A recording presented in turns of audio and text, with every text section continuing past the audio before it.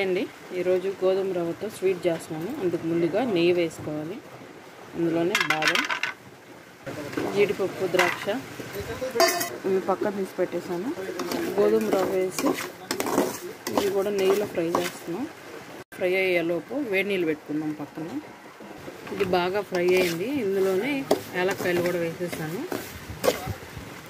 1 cup రవ్వకి 3 కప్పులు water పోయాలండి. ఇప్పుడు 1 cup పోసాను, ఇంకా 2 కప్పులు వాటర్ పోయాలి. ఆపుకుంటూ చూసుకుంటూ పోయాలండి వాటర్. 3 కప్పులు వాటర్ పోస్తాను. ఇది బాగా కుక్ అవ్వాలి. ఇది బాగా కుక్ అయిపోయిందండి. ఇప్పుడు ఇందులో బెల్లం వేయాలి. మనం రవ్వకి కప్పు బెల్లం అండి. ఇప్పుడు దీన్ని ఇందులో వేసేద్దాము. బాగా కలపాలి. ఇది బాగా ఇంకిపోవాలి వాటర్ అంతా. అంతే అండి, మన స్వీట్ రెడీ అయిపోయింది. ఇందులో మనం ముందుగా ఫ్రై చేసి పెట్టుకున్న డ్రై ఫ్రూట్స్ వేసేసి మిక్స్ చేసేసుకోవడమేనండి.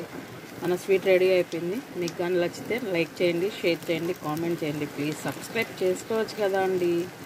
బాయ్ అండి.